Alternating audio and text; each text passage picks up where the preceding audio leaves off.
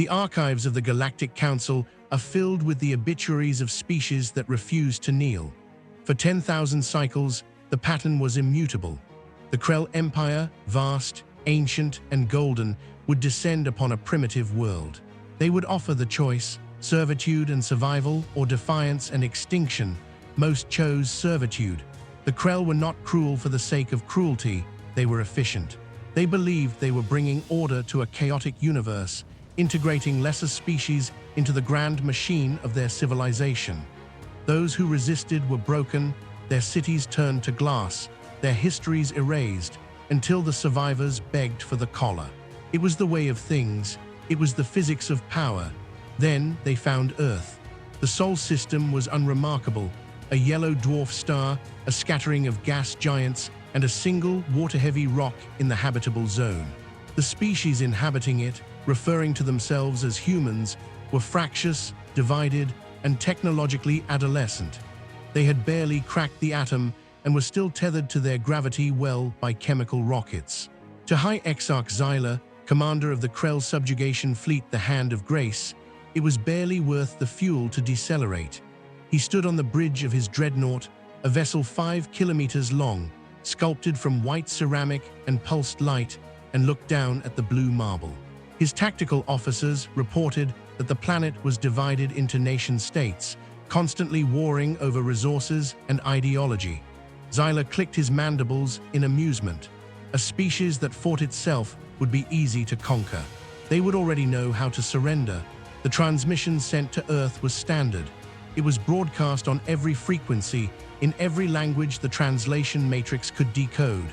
It was simple: disarm, disband your governments. Submit to the Krell ascendancy. You have one planetary rotation to comply. The Krell expected panic. They expected chaos. They expected the leaders of Earth to scramble for favorable terms. Instead, they received a single transmission in return. It wasn't from a government. It wasn't a plea. It was a video file, low resolution, broadcast from a dozen different sources simultaneously. It showed a human standing amidst the ruins of a city that was still burning from the Krell's warning shot. The human looked up at the sky, eyes burning with a primal madness, and simply said, "Come and take it." Xyla was insulted. The insolence of dirt dwellers required a correction. He ordered the bombardment of major military installations. Precision strikes, surgical. He wanted to break their spirit, not destroy the infrastructure he intended to repurpose. The beams of concentrated plasma rained down like the fingers of an angry god. Bases vaporized. Fleets of primitive naval ships boiled in the oceans. The sky turned the color of bruised flesh. The Krell waited for the white flags. But the flags did not come. Instead, missile silos opened. Primitive, solid-fuel rockets roared into the upper atmosphere. Most were shot down by the Krell point defense lasers, swatting them like flies.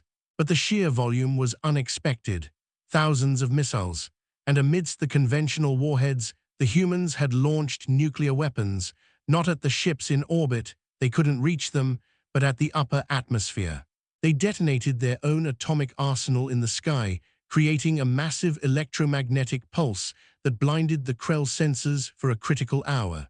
In that hour of blindness, humanity went underground. They didn't run to hide. They ran to entrench. When the sensors cleared, Xyla ordered the ground invasion.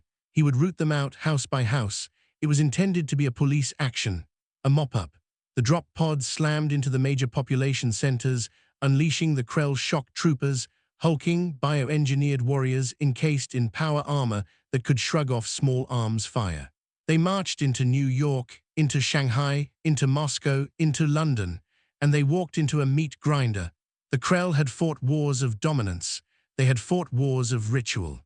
They had never fought a war of extermination against a species that valued spite more than survival. The humans fought with a savagery that disturbed the Krell's psychological profilers. When a human soldier ran out of ammunition, they used knives. When they lost an arm, they rigged explosives to their vest and charged. In the ruins of Stalingrad, a Krell patrol was ambushed not by soldiers, but by the elderly and the young, wielding Molotov cocktails and sharpened rebar. The Krell armor was superior, But the human will was incomprehensible. They collapsed buildings on top of themselves just to kill a single squad of invaders. They poisoned their own water supplies to deny it to the enemy. They burned their own fields. Weeks turned into months. The quick subjugation became a quagmire. Xyla grew impatient. The cost of the occupation was rising. The Krell High Council demanded results. Xyla decided to escalate. If they would not submit, he would increase the pain. He ordered the orbital bombardment of civilian centers. Cities were erased. Billions died. The atmosphere choked on ash. The sun became a dim memory. Xyla broadcast the distraction to the remaining resistance, demanding surrender. The response was silence, not the silence of submission, but the silence of a predator waiting in the tall grass. The war dragged on for 5 years, 5 years of hell. The Krell controlled the orbit and the skies, but the ground belonged to the ghosts. The humans had moved into the sewers, the subway tunnels, the deep bunkers. They developed weapons designed specifically to crack Krell armor. They learned to jam Krell comms, and most dangerously, they captured Krell technology. In a raid that would later be legendary, a team of human commandos boarded a downed scout ship. They didn't just capture it, they dissected it. They butchered the crew and dragged the wreckage deep underground. Scientists, working by the light of dying generators, starving and irradiated, began to understand the physics of the enemy. Finally, Xyla had enough. The planet was ruined. The workforce was dead or feral. The resources were contaminated. Earth was a loss. He ordered the fleet to withdraw, leaving behind automated sentry satellites to quarantine the system. He marked Sol as a tomb world, a warning to others. The Krell flew away, leaving humanity to rot in the grave of their own making. Xyla wrote in his log that the humans were effectively extinct, their civilization reduced to dust. He was wrong. He had not killed them. He had merely refined them. He had burned away everything that was soft, everything that was kind, everything that was unnecessary. All that remained was the hate and the will to act on it. For 50 years, silence reigned in the Sol system. The galaxy moved on. The Krell Empire expanded, conquering a dozen new worlds, forgetting the stubborn monkeys on the dirt ball called Earth. But in the dark, beneath the radioactive clouds, the forges were burning. Humanity had united. There were no more nations, no more creeds, no more politics. There was only the Terra Invicta, the united Earth. Every child was born a soldier.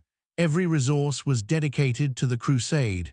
The scientists who had dissected the Krell scout ship had unlocked the secret of the gravity drive. But they didn't just copy it, they improved it. They stripped out the safety protocols. They ignored the radiation shielding requirements. They built engines that were unstable, dirty, and faster than anything the Krell possessed. They didn't build elegant ships of white ceramic. They built flying bricks of hyperdense alloy. They built mountains of guns. They cannibalized their own cities for metal. They mined the asteroid belt until it was dust. And they trained. They trained in zero-G. They trained in radiation zones. They trained in the simulation of the Krell homeworld. They didn't want to conquer. They didn't want resources. They wanted the Krell to stop existing.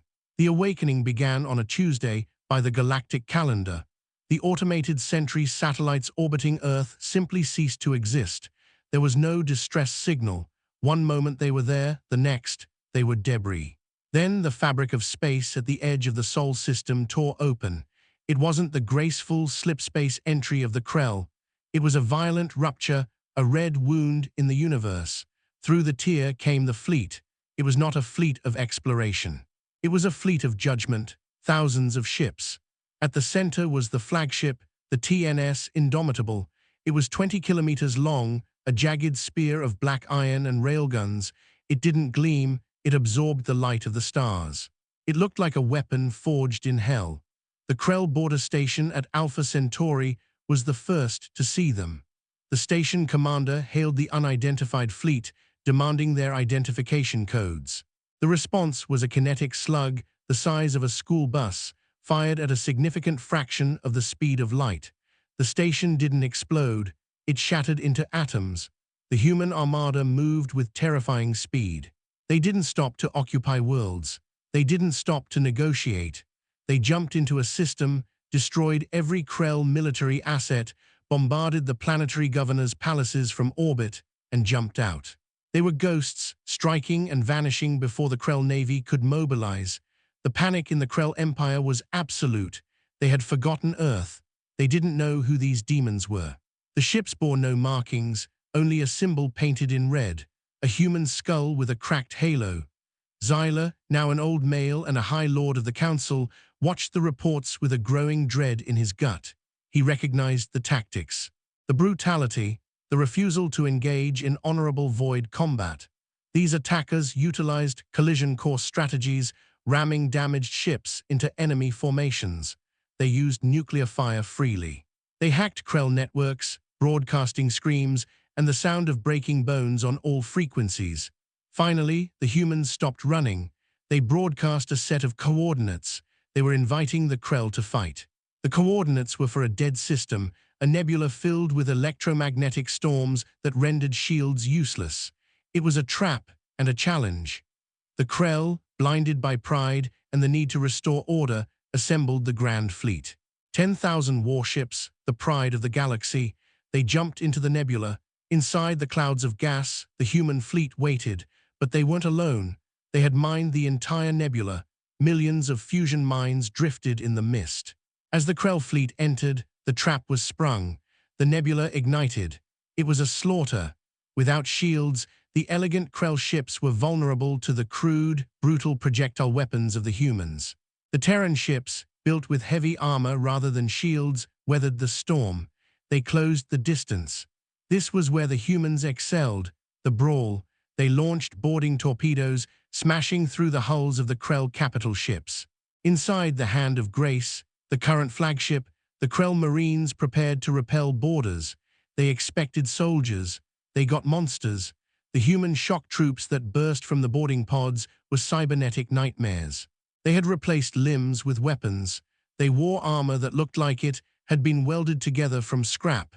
And they fought with a speed and hatred that defied logic. They didn't take cover. They advanced through plasma fire, taking losses, stepping over their dead to get to the enemy. It was the Earth invasion all over again, but this time, the humans had the technology to match their rage. The Battle of the Nebula lasted 3 days. By the end, the Grand Fleet was drifting wreckage. The TNS Indomitable pulled alongside the crippled Krell flagship. For the first time, a channel was opened. High Lord Xyla, watching from the council chambers on the Krell homeworld light years away, saw the face of the human admiral. Half the admiral's face was scarred, the eye replaced by a red optic sensor. "Do you remember us?" the admiral asked. The voice was like grinding stones. Xyla felt a chill that his cold-blooded physiology couldn't explain. "You are the primitives," he whispered. "From Sol, we are the echo," the admiral said. "We are the consequence of your arrogance. You came to our home, you burned our history, you thought we would break, but you forgot one thing, alien. Steel is forged in fire. You provided the fire, we provided the steel." The transmission cut. The Indomitable fired its main spinal mount railgun. The Krell flagship vanished in a cloud of expanding debris, but the humans weren't done. The destruction of the Grand Fleet was just the opening move. The path to the Krell homeworld was open. The Krell panicked. They sent envoys. They begged for a ceasefire.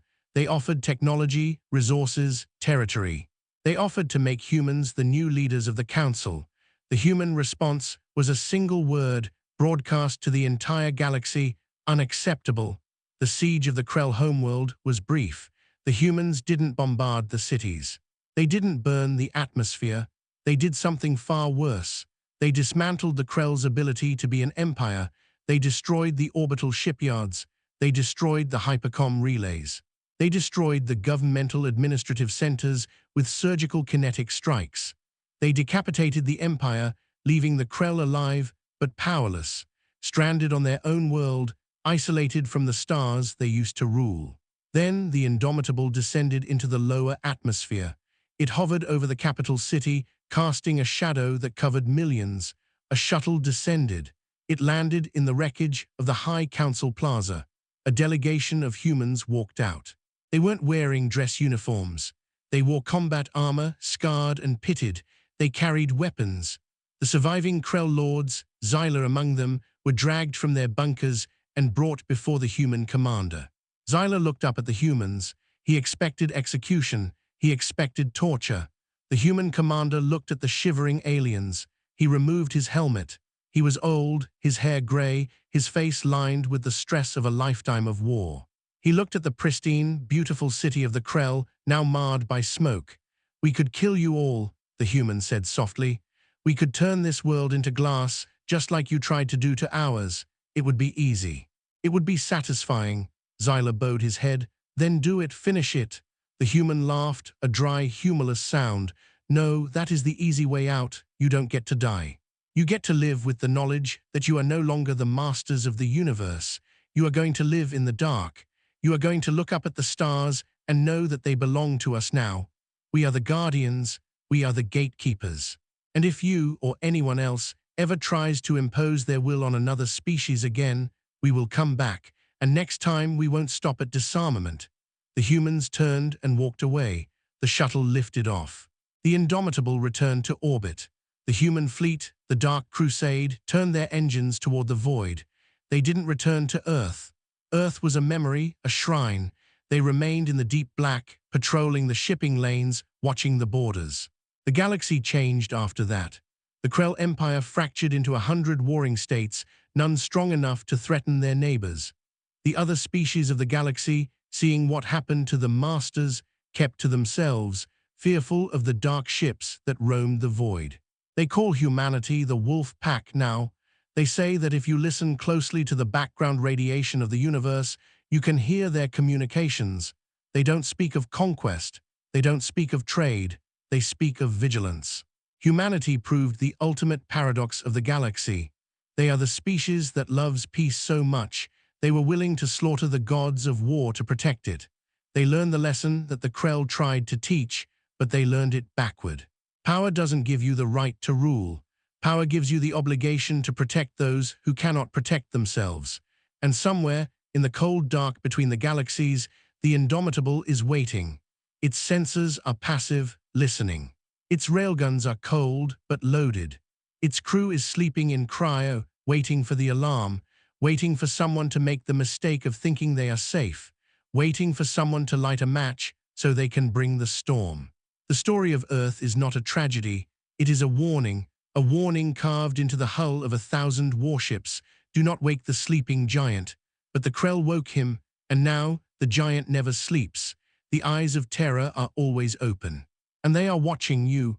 This is the legacy of the first attack.